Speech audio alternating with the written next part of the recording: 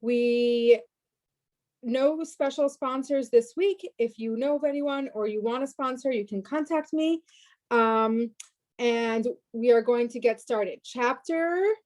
This week, we're on chapter 13. We are moving right along.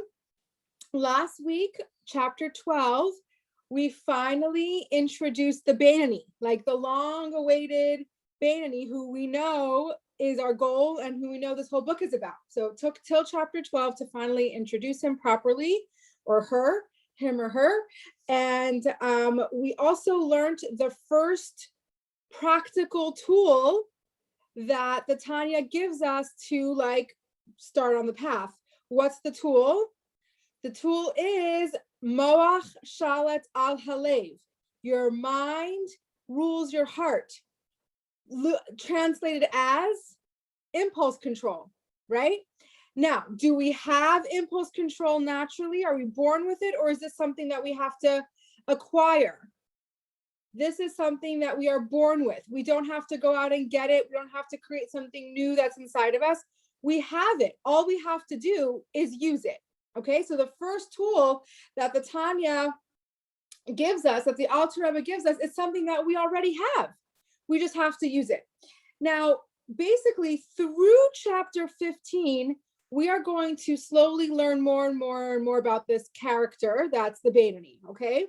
So through chapter 15, it's going to be all about the Beinoni and who he is. Now, obviously, the whole book is really about the Beinoni and the journey, but now through 15 is when we understand like what's the makeup of the Beinoni, what are his struggles or her struggles, and what, and how, and just learning about the Beinoni as a person, okay? And the tools. We're going to learn tools too.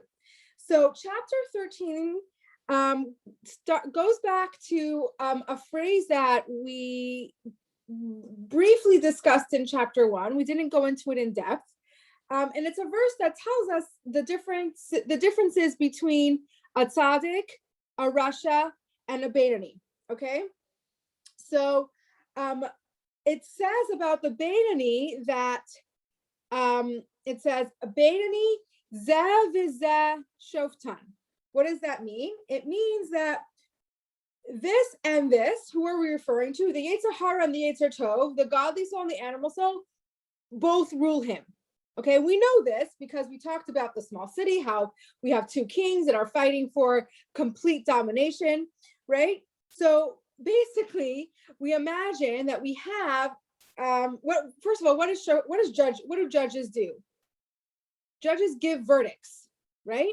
So what are we trying to say about the Beinoni? Is that we have two little birdies on the Beinoni's shoulder, right? We have the Yetzer Hara that is constantly trying to steer us down the path of self-preservation and selfishness and self-serving. And we have the Yetzer Tov, the godly soul, which is wanting us to facilitate God's will in this world, right? To do things that are godly, to make the world a better place, to change the world's reality, right? Like, so we have these two little birdies chirping in our brains, and neither of them get the final verdict because we need someone to break the tie, right? Who or what breaks the tie? It says Hashem comes and breaks the tie. And it says that the Yetzer Tov, the godly soul or the good inclination, would never be able to conquer the animal soul without God's intervention. Because the animal soul is very powerful, and also because it likes to tap into what we think is our nature, which is self-preservation, right? So in order to overcome that, the godly soul has a little bit of an extra help. And what is that extra help? Hashem, God, helps intervene and helps us conquer the animal soul. Okay? So so we can overrule the Yetzer Hara. Yes, does the evil inclination, does the animal soul have an opinion? Yes, of course he has an opinion, right? But we don't have to be afraid of the animal soul. We don't have to be like panicked by it, because the animal soul is doing what it's programmed to do.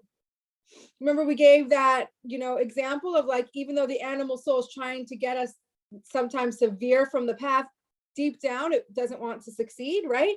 So the animal soul is doing what it's programmed to do. Okay. And everyone, right? We live in 2021. Everyone's entitled to their opinion, right? Unless you're canceled, but we're not going to talk about that.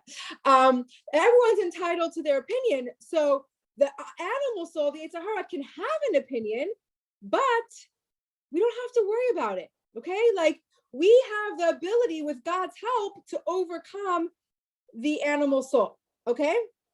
Now, what is unique about the Beinoni? The Beinoni is always going, the godly soul is always going to win the verdict in the Beinoni, right? Why? Because he has complete behavioral control, right? So the right stuff is always going to the right behavior is always going to come out of the Beinoni, right? He's always going to do the right thing.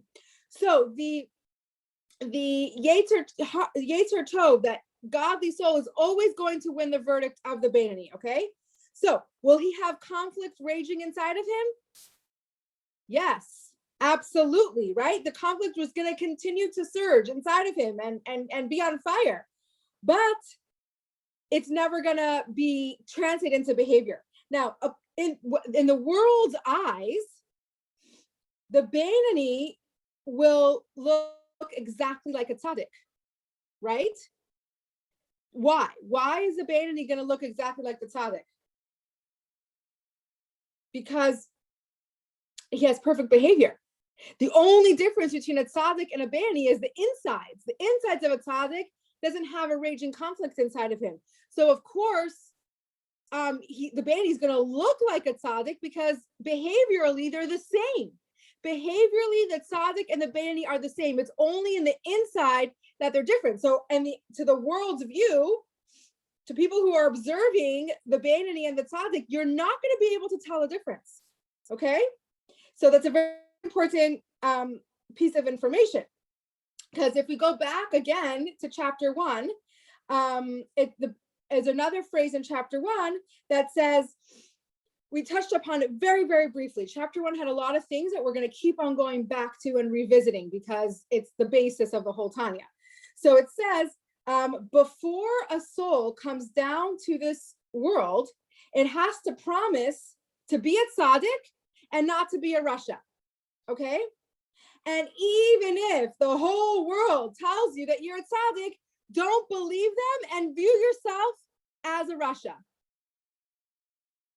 Okay, you're with me so far? We're supposed to promise that we're going to be a tzaddik and not a rasha. And okay, let's say we're doing that. And the whole world is telling you that you're doing awesome and you're a good person and you're a tzaddik. Don't believe them. Believe them like you're rasha. Why? Why shouldn't we believe them? Because of what we just said. On the outside, we can look like a tzaddik. And on the inside, we're still full of struggle. So only we can know that about ourselves. So if the whole world tells you you're a tzaddik, look back inside yourself and be true and honest and be like, I'm not really like a tzaddik. I have struggles inside of me and I still have work to do. So the tzaddik and the Beinoni on the outside look identical, but we know that they're not. So sometimes, even internally, once in a while, the Beinoni can actually feel like a tzaddik. Sometimes the Beinoni gets a reprieve from the struggle. And this is what this chapter talks about, when the times where the Beinoni actually feels like a tzaddik on the inside too, and he doesn't have huge conflicts raging inside of him. Before we move on, any questions? You may unmute or put questions in the chat box. Is everyone with me so far? Yes. Okay. So when is the time that that could happen? When is there a time that the Beinoni gets a break from the struggle and the insides feel kind of like his outsides, and he's not struggling. That time is during prayer. Okay. During prayer, not every prayer, but if the Beinoni has a really connected and spiritual and like focused behavior, the Yetzer Hara, the animal soul, goes to sleep. Okay. And he leaves the Beinoni alone. What does that mean? It means that he doesn't feel the two birdies on his shoulder, right? He's so involved in his davening, and he's so encompassed, and he's so present in his godly experience. The animal soul can't handle it, and it goes to sleep. Now, it's only sleeping. What does it mean if it's sleeping? That any minute it could wake up, right? Any minute it could wake up and start bothering you again. So it's not like a tzaddik, because even both levels of tzaddikim, the lower level of tzaddik, he completely nullified his Yetzer Hara, and it's non-existent. I mean, a tiny little bit is left, but it's not active whatsoever. And in the complete tzaddik, he's transformed his Yetzer Hara to a double Yetzer Tov, right? In the Beinoni during prayer, the Yetzer Hara is alive and well, right? And it's kicking. But during this special prayer, it's sleeping, which means it's not bothering anybody. But could it wake up any minute? Will it wake up again? Absolutely, right? Because if it didn't wake up again, then it would be dormant and he would turn into a tzaddik. So the fact that he's still a Beinoni means that his Yetzer Hara in any minute can wake up and bother him again. But during this special prayer, it is sleeping. And he gets to enjoy this spiritual moment without conflict. Okay? So this is a very powerful thing, right? Now, if only a person can feel daven all day long, right? And feel this beautiful, connection that happens when you have this special prayer, right? But it's this state of davening would be nice to have all the time, right? It means he's free of struggle and he's having a tzaddik like experience, but it's not something that's sustainable for the Beinoni all the time. Okay, so just like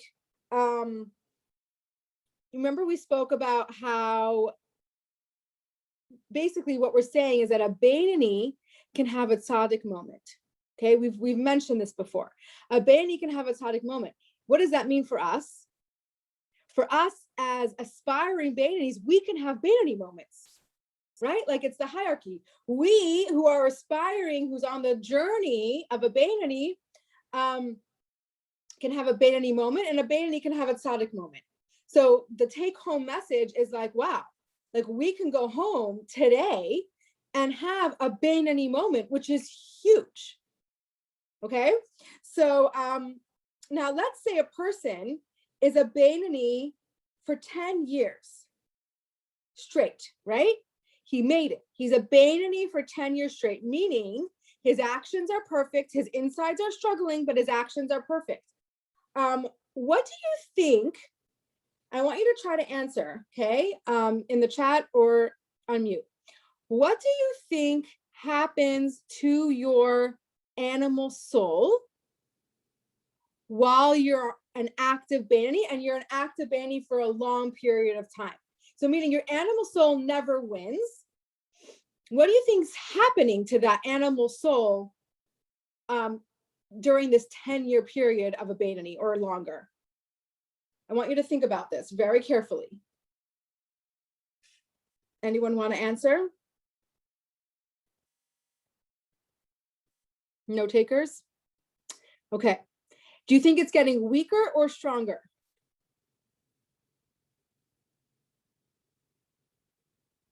I think it's still fighting, like just as hard, no?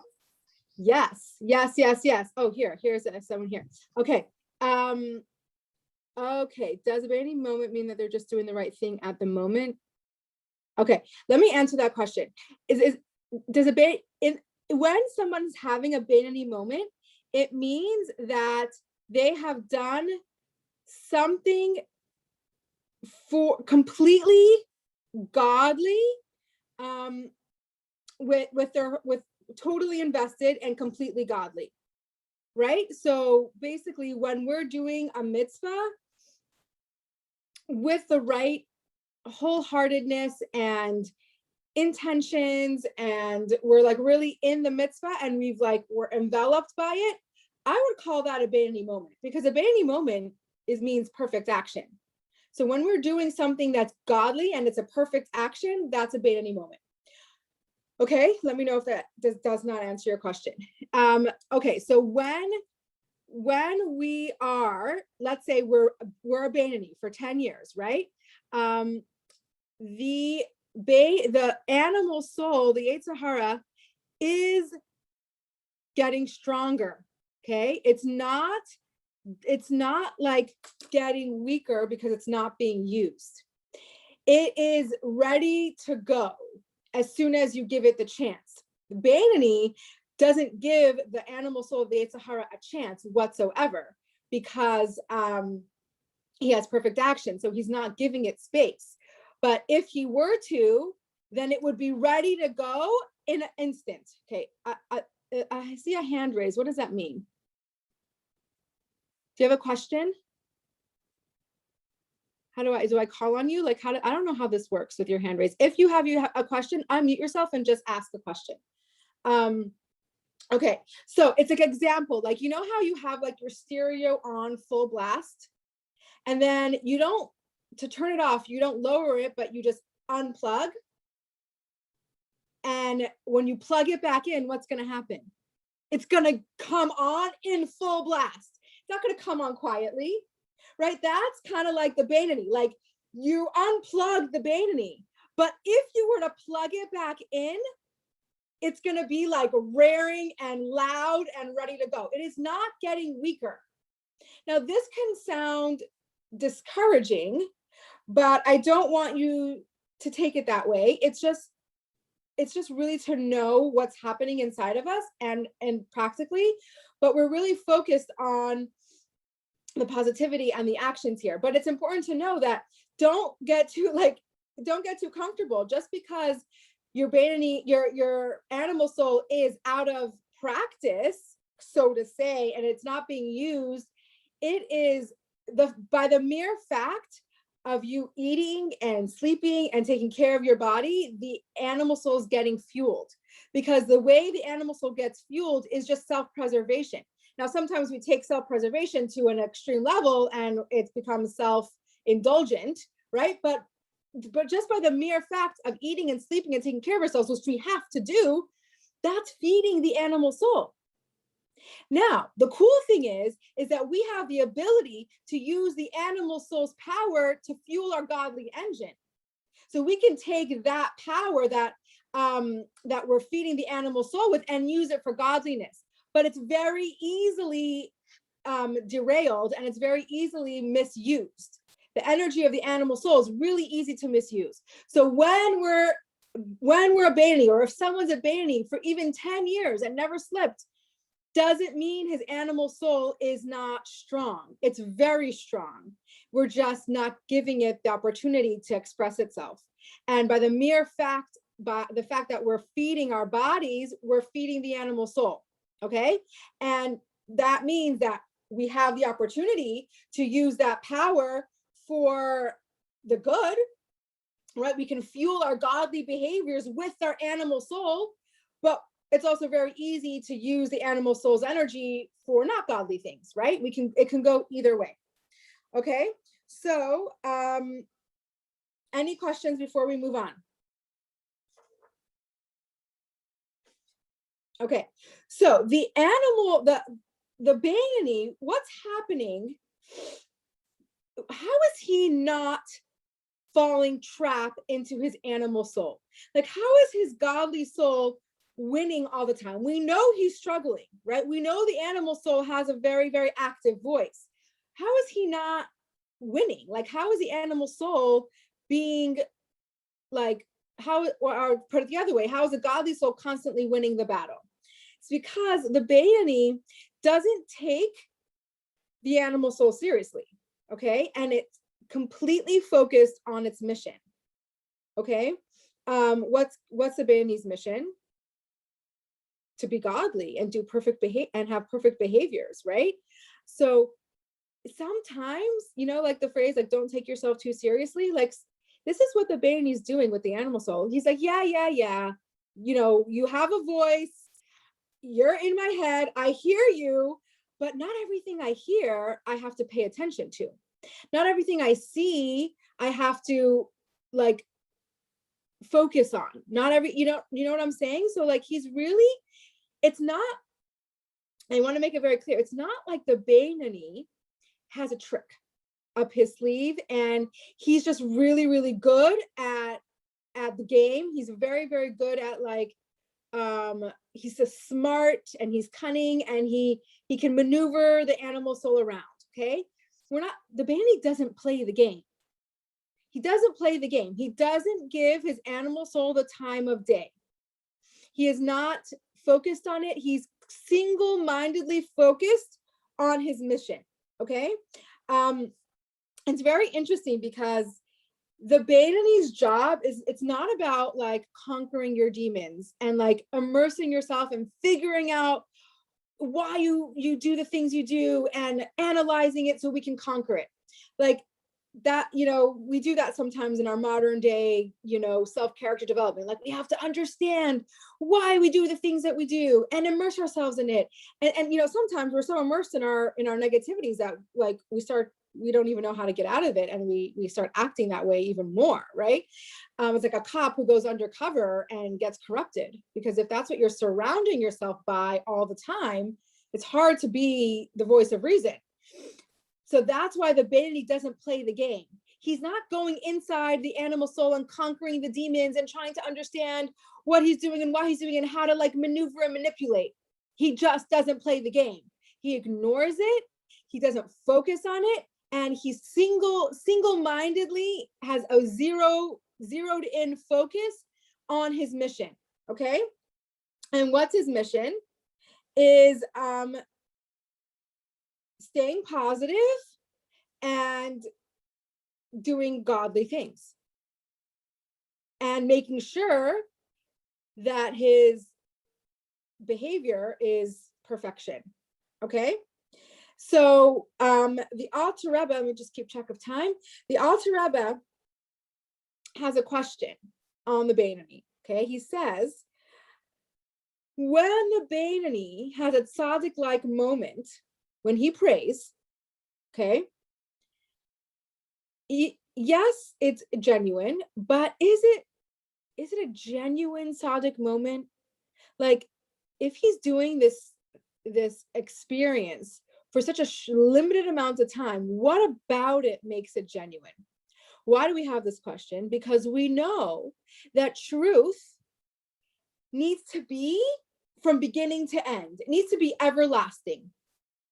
For something to be true, like you can't be like true and then kind of veer off and then be true again. Like it has to be straightforward truth. Truth is straightforward.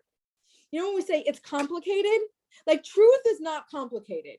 Like it's straightforward. So why are we saying the Beinoni's having this genuine tzaddik-like moment if it's very short-lived? It's not the beginning and the end. He doesn't stay at tzaddik. So why are we saying that this tzaddik-like moment is possible? And is it genuine? And is it authentic? And is it true? Okay. So the Alter Rebbe says, actually, truth and permanence is relative, which sounds like an oxymoron, right? And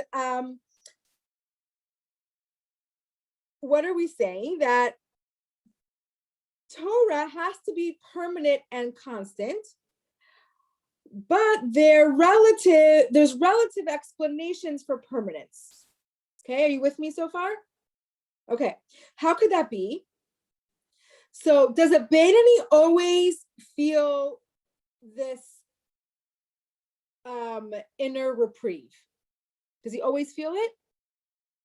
No, right? Because he's a Beinoni, not a tzaddik. He usually feels constant struggle, but he's getting a reprieve from the struggle. So, but is he always capable of acquiring this reprieve? Yes. The Beinoni knows how to do it when he needs to. So what we're saying is, you are guaranteed to get this reprieve if you do the work. So if you go into your prayer and you give your prayer, if the Beinoni gives the prayer its whole, energy and focus, then he will get there. So even if it's a fluctuating state of truth, right? Because it's not forever lasting, when he's doing it, we know that it's true and honest because he always has the ability to do it. And because he always has the ability to do it, makes it possible that when he does it, it is genuine and true. Okay? Now, he can't be in a constant state of this reprieve because that would make him a tzaddik, but he always, like, if he's in extreme struggle and he wants to feel inner peace, he knows that he can sit down, he can immerse himself in prayer, and he can get there. He can have a tzaddik moment. He can do it. He is capable. And so the fact that he can do it makes it when he does do it authentic. Okay, so he's not a real tzaddik, but his tzaddik moment is real. So the same thing translates to us. We're still on the journey of Beinoni, so we're not real Beinonis, but we can have real Beinoni moments. Why? Because each and every one of us is capable of behavioral perfection. Okay, we are all capable of behavioral perfection. Because this is what our journey is. Beinoni is attainable. So when we have a Beinoni moment, it's authentic and real because we're capable of it. It's not like this crazy moment of inspiration that just lands on us, and then as soon as the inspiration leaves, it's over. Okay, I actually want to delve into this a little bit. What's the difference between emotions and intellectual? What's the difference between an emotional experience and an intellectual experience? An emotional experience is fleeting, okay? It's using our emotions, which come and go. When we use our intellect, like Chabad, Chachma Bina Das, wisdom, understanding, knowledge, when we reach an emotion that way, it's because we put in the work and it's coming from our brain. And it's lasting because it comes from us and it takes work. Emotions are like fireworks and spiritual ecstasy. And what happens the second the fireworks show is over? We're back to who we were. But when we do something with intellect, it slowly changes us and it's permanent. Okay, the Beinoni moment might not be permanent, but the journey and the progression and the succession of our journey is permanent. We're making slow, permanent changes. So for example, it's like, I don't know, like if everyone can relate to this example, but like going to seminary, right? Like seminary, you can be like an emotional spiritual high and you're praying every day and you're learning and you have great behaviors. And a lot of times, as soon as seminary is over, we go back to our old selves because the emotional environment is not there anymore. Okay, so that's the example of like an emotional change or an intellectual change. So that's why Chabad Hasidus focuses so much on the intellect. That's why we focus so much on what births emotions, what births proper emotions is intellect. So because that is everlasting, that will stick with you, okay? And you can also generate it anytime. When our emotions are coming from our intellect, like we said, we can meditate, we can be intentional about the emotions we're creating. So we can sit down and intentionally create an emotion. We can intentionally create a godly emotion. You cannot do that with an inspiration. An inspiration has to strike and it's there and it's gone. Okay? So when we use our intellect to create these emotions, we can do it at any given moment. We don't have to be inspired to create godly emotions. Guys, this is like mind-blowing and really, really practical. We don't have to be on a spiritual high or be inspired to serve God. We don't have to be inspired to create godly emotions. We can do that with our intellect at any time, any place, anywhere. Okay, so do you know how powerful that is? Doesn't it make you feel like, wow, I'm in control? Like, I don't have to wait until I'm at some spiritual retreat to feel godly and then to act godly, right? Then you're waiting on some spiritual experience and it's not in your hands, right? You're waiting from some outside external thing to inspire you. But when it comes from our intellect, we're in control and we can create those emotions within ourselves and we don't need inspiration for that. Okay, so that's like one of the main messages of this chapter. So basically, you can put the Bainani in any environment and he will not lapse. He will not be influenced by his environment because it's not an environment thing. Okay, it's a personal commitment. So when a Bainani has this personal commitment that's unbreakable, it doesn't matter where you stick him. It doesn't matter what kind of environment he's in, because it's not an environment thing. He's not a Bainani because of the environment that he's in. He's a Bainani because of his personal commitment to be so. Okay, so it's like the difference between a thermometer and a thermostat. Okay, what's a thermometer? The thermometer takes the temperature in the room. So we, like, sometimes we're spiritual thermometers, right? Like, we take the temperature of the room, we read the room. Is the room spiritual? Is where I am spiritual? Then I can be spiritual, right? That's a thermometer. The Bainani is a thermostat, right? The thermostat tells the room what temperature to be. You're with me? The thermometer tells the room what temperature to be. The Bainani is going to affect his surroundings, and he controls the temperature. He's not letting outside environments control the temperature. Okay. So any environment that the Bainani is in, he will never lapse. And even sometimes he can have tzaddik-like moments because he can create those emotions and that connection intentionally. So not only is a Bainani never going to waver from his perfect behavior, sometimes his insides can be perfect too. Not all the time, but sometimes. Okay. Okay, the last point that I want to discuss before we do a quick meditation is that behavioral perfection is the indication that this person is a Bainani. Okay. It's a symptom. It's not the cause. Okay, I want you to really, really focus on that.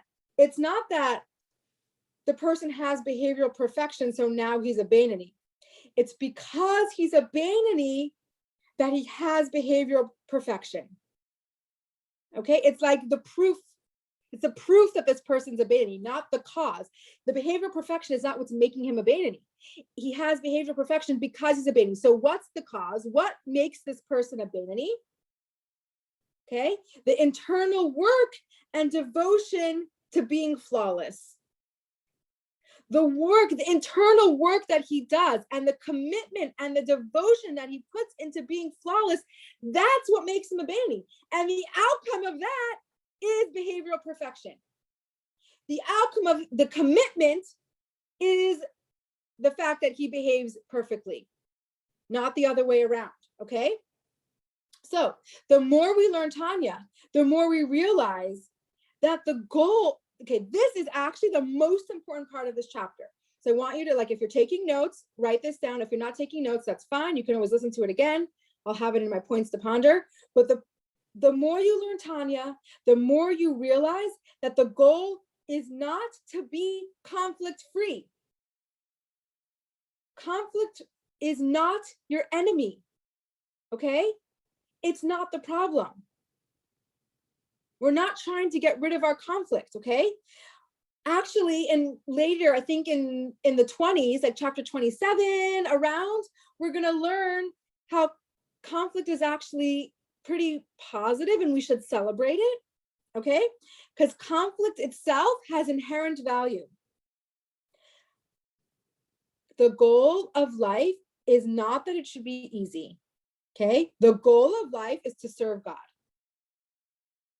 I had to read this a couple times, especially the last couple weeks. I'm like, I want it to be easy.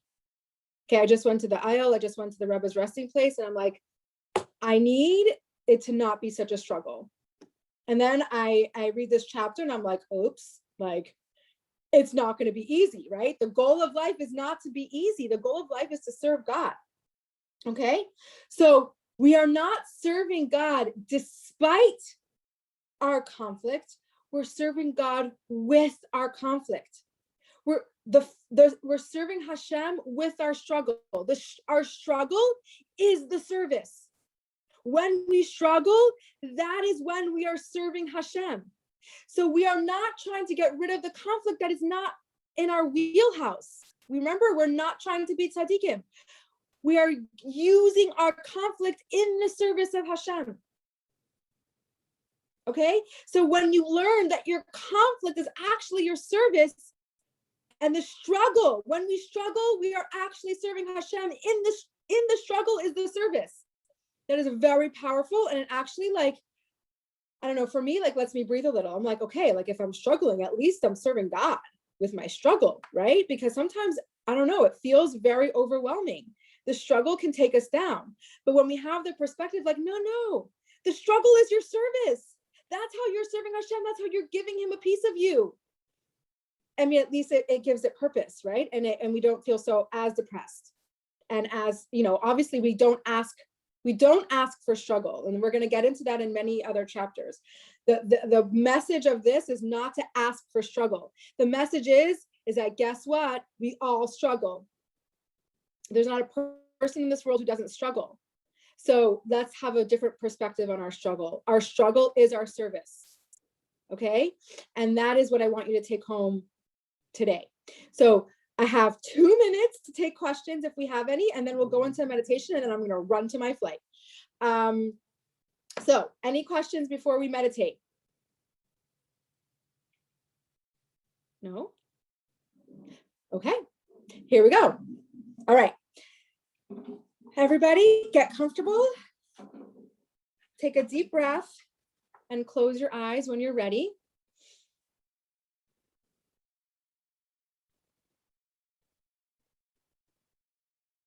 Take a deep breath in through your nose, out through your mouth.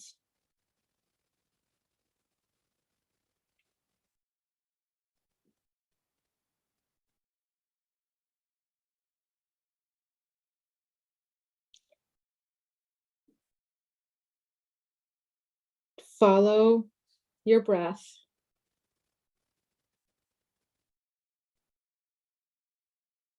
Don't try to change it. Just go with its natural rhythm. Breathing deep or shallow.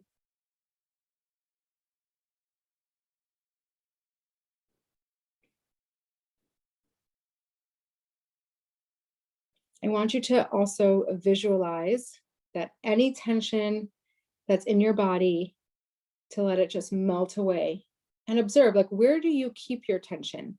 Is it in your gut? Is it in your chest? Is it in your back? Where is your tension stored? And just imagine all that tension just melting out of your body.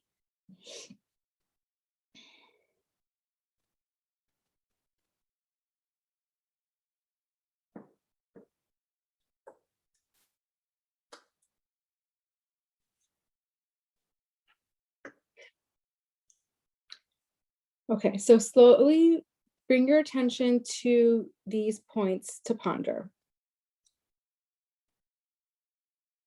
A Beinoni can have a tzaddik moment when he prays. Okay? Just like a Beinoni can have a tzaddik moment, we can have a Beinoni moment. And it's true and authentic.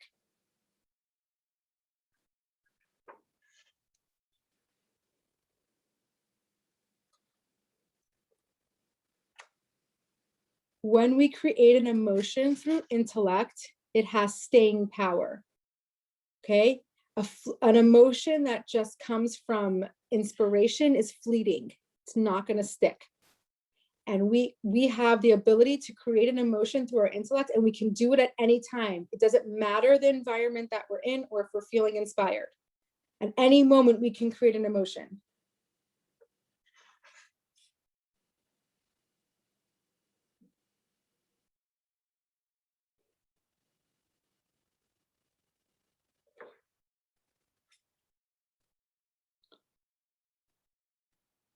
The goal is not that life should be easy. Okay. The goal is to serve God. We serve God with our struggle. Our struggle is our service. Let that sit with you for a minute. When you think about your struggle being your service, what does that bring up in you? And where do you feel that in your body?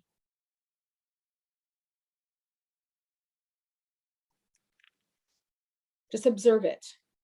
Don't try to change it. Don't try to understand it. Just observe, like, what's your initial feeling when you hear the struggle is your service? Does it bring you joy? Does it freak you out? Does it stress you out? Does it relax you? Does it comfort you? And I want you to take that thought with you throughout this week. Pesach definitely can bring out the struggle. So when you're cleaning your kitchen, or when you're cooking and peeling 5,000 million potatoes, the struggle is the service. Guys, we're doing it in our struggle. We're serving God in our struggle. Okay, so slowly bring your attention back to your breath. In through your nose, out through your mouth.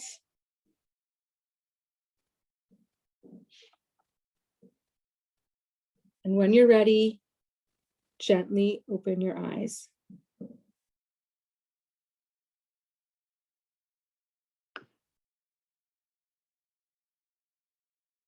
Okay, how are you guys doing?